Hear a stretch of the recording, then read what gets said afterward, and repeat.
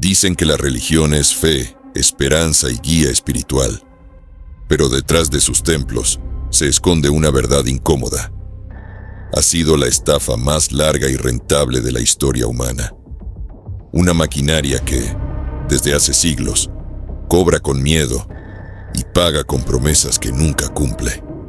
¿Quieres saber por qué el mayor fraude no se encuentra en un banco ni en un gobierno, sino en los altares que dicen hablar en nombre de Dios?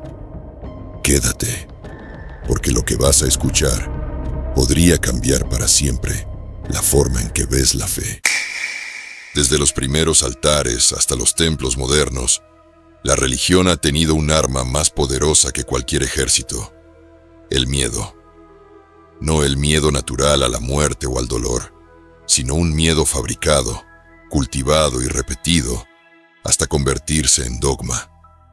El miedo al castigo eterno, el miedo a perderse en la nada, el miedo a ser señalado por tu propia comunidad como alguien impuro o indigno. Las promesas religiosas siempre empiezan con algo atractivo: paz, perdón, salvación. Pero esas promesas no tendrían fuerza sin la otra cara de la moneda, la amenaza. Porque ¿qué sentido tendría hablar de cielo si no existiera el infierno? ¿Qué valor tendría la idea de salvación si no estuvieras convencido de que estás perdido? El negocio del miedo funciona como cualquier estafa. Primero te inventan un problema imposible de comprobar, la condena eterna. Y luego te venden la solución exclusiva que solo ellos pueden darte. En cada época, el miedo se adaptó a lo que más dolía a la gente. En la antigüedad, cuando las cosechas eran vitales, se decía que la ira de los dioses podía secar los campos. En la Edad Media, el castigo era el fuego eterno y la excomunión, que no solo te condenaba en el más allá, sino que también te expulsaba de tu comunidad en la tierra. Y en el presente, la narrativa sigue viva. Si dudas, si piensas, si te atreves a cuestionar, arriesgas tu eternidad. Ese miedo no es casual. Es el cimiento sobre el que se levantan imperios religiosos. Porque quien teme, obedece. Quien cree que su destino está en manos de una autoridad invisible, se somete sin resistencia a quienes dicen representar a esa autoridad. Es un mecanismo de control más fuerte que cualquier ejército, porque no necesita armas. Basta con historias repetidas desde la infancia para encadenar la mente. Y aquí está la trampa más brutal.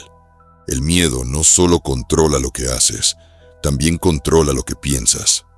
Te vigila en silencio cuando estás a solas, cuando nadie más puede verte.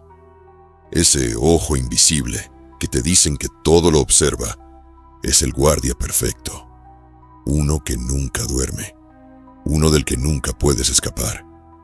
Así funciona la estafa más antigua, sembrando un miedo imposible de comprobar y vendiéndote una cura que nunca llega. Porque el miedo, más que un sentimiento, es la correa que mantiene a millones dentro del rebaño. Si la religión se sostiene en el miedo, su combustible es el dinero. Desde los templos antiguos hasta las catedrales modernas, siempre ha existido un flujo constante de riqueza que va en una sola dirección: de los fieles hacia las instituciones que dicen representarlos. A lo largo de la historia, los nombres han cambiado: ofrendas, indulgencias, diezmos, pactos de fe, siembras. Pero el principio es el mismo: convencerte de que tu salvación tiene un precio y que si no lo pagas, estás en deuda con Dios. Es el negocio más rentable jamás inventado, porque no vende un producto tangible, vende tranquilidad espiritual. Y no hay cliente más fiel que aquel que teme perder la eternidad. En la Edad Media, la Iglesia Católica vendía indulgencias, papeles firmados que prometían reducir el tiempo en el purgatorio. Hoy puede parecernos absurdo, pero en aquel entonces se ofrecían como un seguro contra el fuego eterno. ¿Cómo no ibas a pagar si la alternativa era el tormento infinito? El negocio era tan próspero que financió catedrales, ejércitos y hasta campañas de conquista. En tiempos modernos, el esquema no ha cambiado tanto. Solo se ha actualizado con micrófonos, cámaras y cuentas bancarias. Telepredicadores que piden donaciones a cambio de milagros financieros. Pastores que dicen que el primer paso para prosperar es sembrar en la obra de Dios. Líderes religiosos que acumulan fortunas obscenas, mientras sus comunidades siguen viviendo con carencias. Y todo con un mismo mensaje disfrazado: demuéstrale tu fe con tu cartera. Lo más perverso es que este negocio no se presenta como un intercambio comercial, sino como un acto sagrado. No estás pagando, te dicen. Estás invirtiendo en tu eternidad. No estás enriqueciendo a un hombre, estás honrando a Dios. Con ese disfraz, las religiones han creado el sistema de recaudación más antiguo y más efectivo del mundo. Uno en el que cuestionar la cuota equivale a dudar de tu fe. ¿Y qué ocurre con quienes no tienen para dar? También hay un relato preparado. La pobreza es una prueba, un sacrificio, una cruz que debes cargar con paciencia, porque en el cielo recibirás tu recompensa. Mientras tanto, los líderes que repiten ese discurso viven rodeados de lujos, protegidos por un sistema que convierte la devoción en moneda de cambio. La estafa está en que la religión convierte lo más íntimo, tu miedo, tu esperanza, tu deseo de sentido, en una fuente de ingresos inagotable. Ningún otro negocio podría prometer tanto sin entregar nada comprobable. Pero la fe, al no exigir pruebas, permite que la promesa nunca caduque. El pago se hace hoy. La recompensa siempre llega mañana.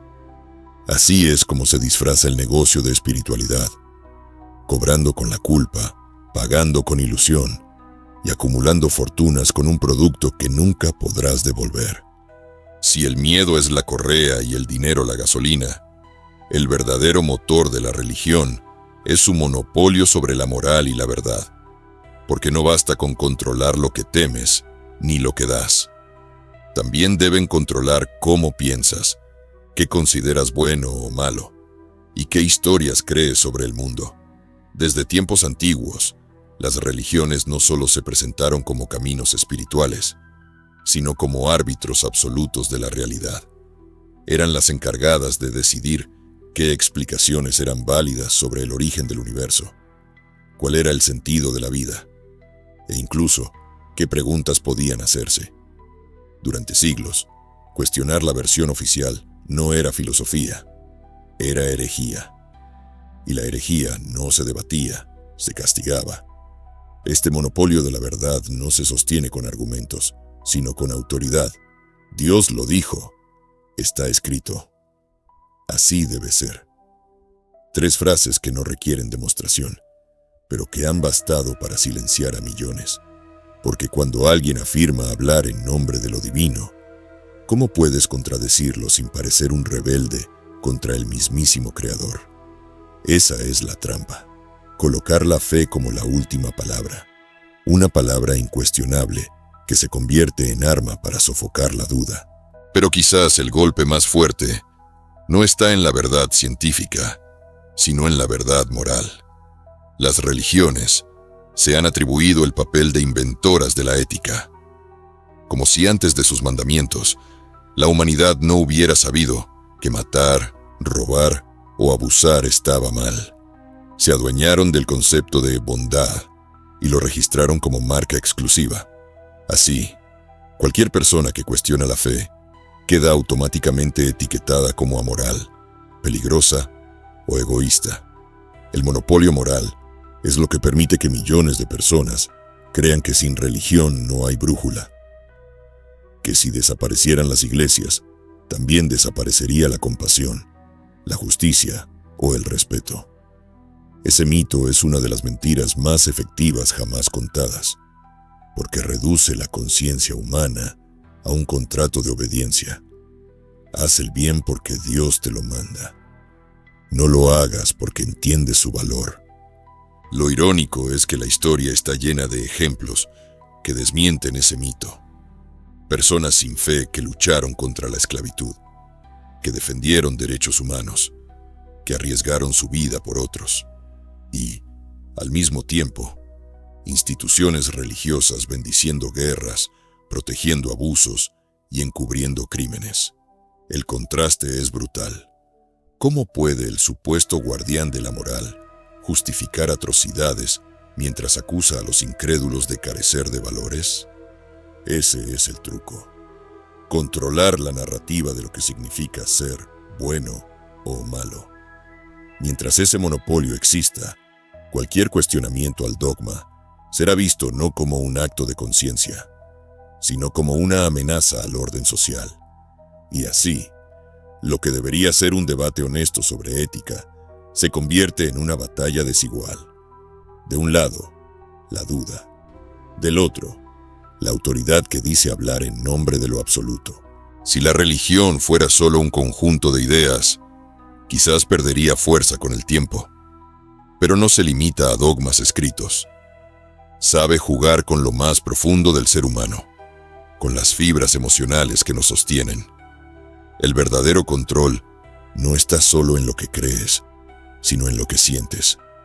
La religión aprendió a utilizar la culpa como un arma de precisión. Te dice que naciste marcado por el pecado, que tu mera existencia ya es deuda. Desde niño, escuchas que tus pensamientos pueden ofender a lo divino, que tus deseos son peligrosos, que tus errores merecen castigo. Y así, incluso cuando nadie te acusa, tú mismo te conviertes en tu propio juez y verdugo. La culpa es la prisión más barata y eficiente jamás creada. No necesita barrotes, se lleva en la conciencia. Junto a la culpa, la religión ofrece su complemento perfecto, la esperanza condicionada. Sufre ahora, goza después, paga aquí, cobra en el cielo. Es una fórmula tan antigua como efectiva. Convierte la resignación en virtud. Si tu vida es dura, no protestes. Considéralo un sacrificio. Si padeces injusticias, no las cuestiones. Cree que tendrás recompensa después de la muerte. Esa narrativa inmoviliza, porque transforma la búsqueda de justicia en paciencia eterna. Pero la manipulación no se queda en el plano individual. Se extiende al tejido social.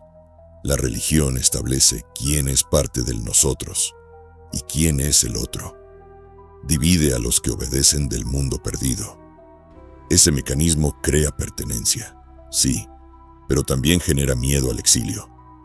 Quien se atreve a dudar no solo arriesga su alma, arriesga sus amistades, su familia, su lugar en la comunidad. Es un chantaje emocional disfrazado de amor fraternal.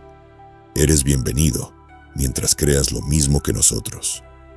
La manipulación también adopta formas de espectáculo, ceremonias cargadas de símbolos, cantos, luces, imágenes diseñadas para provocar lágrimas o euforia. Momentos que, más que espiritualidad, son experiencias psicológicas intensas que se confunden con presencia divina. Lo que en realidad ocurre es un refuerzo emocional colectivo. La mente se convence más fácilmente de lo que siente en grupo que de lo que piensa en soledad. Y quizás la jugada más cruel es usar el amor como herramienta de control. Se repite que Dios te ama incondicionalmente, pero enseguida se añaden condiciones. Ese amor depende de tu obediencia, de tu fidelidad, de tu capacidad de sacrificarte. Así, lo que parecía un regalo se convierte en una amenaza disfrazada. Dios te ama, pero si te alejas, sufrirás. La manipulación emocional y social convierte la religión en un escenario donde cada emoción está dirigida. Alegría, culpa, miedo, esperanza. Todas canalizadas hacia un mismo objetivo: mantener la fe como centro de tu identidad. Porque alguien que siente que perder la religión es perderlo todo, jamás se atreverá a salir. Una de las razones por las que la religión sigue viva, a pesar de siglos de cuestionamientos, es su capacidad camaleónica. No importa cuántas veces la ciencia derribe sus relatos, cuántos escándalos expongan su corrupción o cuántas personas se atrevan a dudar, siempre encuentra una nueva máscara, un nuevo lenguaje, una nueva estrategia para presentarse como indispensable. Cuando los dioses antiguos cayeron, se inventaron nuevos. Cuando las leyes de la naturaleza se explicaron con ciencia, se redefinieron como misterio divino. Cuando la filosofía habló de ética sin deidades, las religiones proclamaron que sus valores eran universales y eternos. Es un patrón claro. Cada vez que una grieta amenaza su estructura, se redibuja para parecer moderna, razonable, incluso progresista. Durante la Edad Media, los templos eran fortalezas de poder absoluto. Hoy, en muchos lugares, se presentan como grupos de ayuda espiritual y social. Organizan comedores, campañas solidarias o actividades comunitarias. Pero detrás de esa fachada de servicio, el objetivo sigue siendo el mismo: mantener a las personas dentro del rebaño. En el siglo XX, cuando la ciencia y la tecnología avanzaron más rápido que nunca, muchas iglesias aprendieron a usar micrófonos, radio, televisión y luego internet. El mensaje no cambió. Lo que cambió fue el medio. Y ahí está la genialidad del engaño. Adaptarse para seguir siendo escuchado, incluso cuando sus bases están cada vez más cuestionadas. Hoy vemos pastores convertidos en celebridades, con shows que parecen conciertos, sacerdotes que hablan el lenguaje del desarrollo personal, líderes religiosos que se posicionan como influencers espirituales en redes sociales. La religión entiende que el control necesita actualizarse, y lo hace con la precisión de un negocio que nunca quiere perder clientes. Lo mismo ocurre con los dogmas. Donde antes se afirmaban verdades absolutas, ahora se presentan como metáforas. Donde antes se condenaba con dureza, ahora se predica inclusión, pero siempre bajo sus reglas.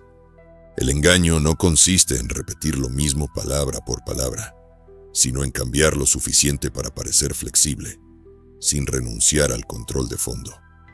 Ese camuflaje es lo que la ha mantenido como la estafa más longeva de la humanidad. Porque un fraude que se muestra igual durante siglos terminaría por revelar su truco. Pero un fraude que se reinventa, que sabe disfrazarse de tradición, de ciencia, de moral o de psicología, ese puede perdurar. La adaptabilidad es la armadura que protege al sistema religioso. Y mientras no se vea el patrón, seguirá pareciendo que cambia para servir mejor a la humanidad, cuando en realidad cambia para seguir sirviéndose de ella.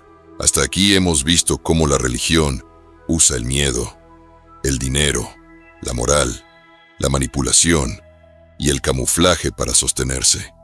Pero la pregunta más importante es, ¿cuál ha sido el costo real de esta estafa milenaria? Porque ninguna mentira sobrevive tanto tiempo sin dejar heridas profundas. El primer costo es la pobreza perpetuada. Millones de personas han entregado sus recursos a líderes religiosos mientras ellos acumulaban fortunas. Lo que podría haberse invertido en educación, salud o desarrollo terminó en templos de mármol, en vestimentas de lujo, en cuentas bancarias blindadas. El discurso de «da y recibirás» ha mantenido a comunidades enteras atrapadas en la miseria, esperando milagros en lugar de exigir justicia. El segundo costo es el atraso intelectual y científico. Durante siglos, las religiones fueron guardianas de lo que se podía o no investigar. Ideas que hoy consideramos básicas, como que la Tierra gira alrededor del Sol, o que las enfermedades tienen causas naturales, fueron perseguidas como herejías. Miles de mentes brillantes fueron silenciadas, encarceladas o incluso ejecutadas por atreverse a pensar distinto. Cada generación de conocimiento sofocada fue un paso retrasado en el avance de la humanidad. El tercer costo es la represión social. La religión ha dictado quién tiene derecho a amar, a expresarse, a vivir con dignidad. Ha justificado la discriminación contra mujeres, minorías, disidentes y cualquier persona que no encaje en su molde. Bajo la excusa de defender la moral, se han impuesto cadenas invisibles que limitaron libertades y aplastaron individualidades. El cuarto costo es la violencia y la guerra. Cruzadas, inquisiciones, guerras santas. La historia está teñida de sangre derramada en nombre de lo sagrado. Millones de vidas se han perdido no por hambre o enfermedad, sino por disputas religiosas que disfrazaron ambiciones políticas de mandatos divinos. Hasta hoy, en muchas regiones, la fe sigue siendo excusa para levantar armas y dividir sociedades. El quinto costo, más silencioso pero igual de devastador, es el daño psicológico, la culpa internalizada, el miedo al infierno, la sensación de no ser nunca suficiente. Dejan cicatrices invisibles en millones de personas. Hay quienes pasan su vida entera luchando contra la idea de que nacieron defectuosos y deben esforzarse por ser dignos de amor divino.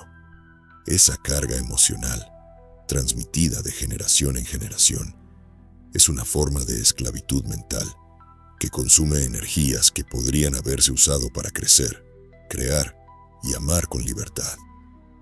Y quizá el costo más alto es el tiempo perdido.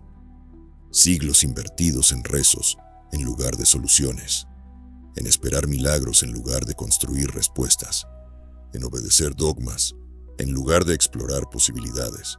Ese es el precio de la estafa más antigua. Vidas enteras dedicadas a sostener un sistema que nunca devolvió lo que prometió. El fraude religioso no solo vació bolsillos, vació futuros, robó esperanzas y puso grilletes en la mente humana. Y mientras no se vea el costo, seguirá pareciendo un refugio, cuando en realidad ha sido una prisión. Al final de todo este recorrido, la conclusión es clara. La religión no ha sido el mayor refugio de la humanidad, sino su estafa más longeva. Una estructura que se levantó sobre el miedo, se alimentó del dinero, monopolizó la moral, manipuló las emociones, cambió de máscara una y otra vez, y que aún hoy cobra un precio altísimo en vidas, en libertad y en dignidad. ¿Y por qué sigue en pie? Porque aprendió a disfrazarse de verdad absoluta, de compasión infinita, de camino único hacia la esperanza. Pero lo que oculta tras esas palabras es siempre lo mismo. Un contrato desigual donde tú entregas todo, tu confianza, tu tiempo, tu esfuerzo, y ellos prometen algo que nunca podrás comprobar. Es la fórmula perfecta para una estafa que no se agota con los años, porque siempre se reinventa para seguir vigente. La pregunta no es si la religión tiene cosas buenas. Es evidente que en su historia también hubo momentos de arte, de comunidad, de consuelo. La verdadera pregunta es, ¿a qué precio? ¿Cuántos siglos más deben pasar antes de reconocer que las cadenas fueron más pesadas que las alas? ¿Cuántas vidas deben gastarse esperando recompensas futuras que nunca llegan, mientras se dejan pasar las oportunidades de construir un mundo más justo aquí y ahora? La estafa más antigua de la humanidad no sobrevive porque sea indestructible, sino porque sigue teniendo clientes. Pero hay algo que puede quebrar ese ciclo: la conciencia. Cuando alguien descubre que la bondad, la justicia y la compasión no dependen de ningún altar ni de ningún dogma, se libera de la necesidad de intermediarios. La conciencia libre es la peor pesadilla de cualquier estafador. Si este mensaje resonó contigo, si sentiste que abrió una grieta en esas certezas que siempre te dijeron intocables, te invito a suscribirte al canal y activar la campanita. Aquí seguimos abriendo preguntas que otros prefieren callar, no para sembrar caos, sino para recuperar lo que siempre fue tuyo. tu libertad de pensar y de decidir con honestidad. Y antes de que te vayas, quiero dejarte con una invitación. En otro de nuestros videos, exploramos cómo este despertar no está ocurriendo solo en ti, sino en miles de personas alrededor del mundo que están comenzando a dejar atrás los viejos credos. Ese video amplía y complementa lo que acabas de escuchar y te mostrará que no estás solo en este camino. Haz clic y continúa el viaje, porque la verdad no termina aquí, apenas empieza.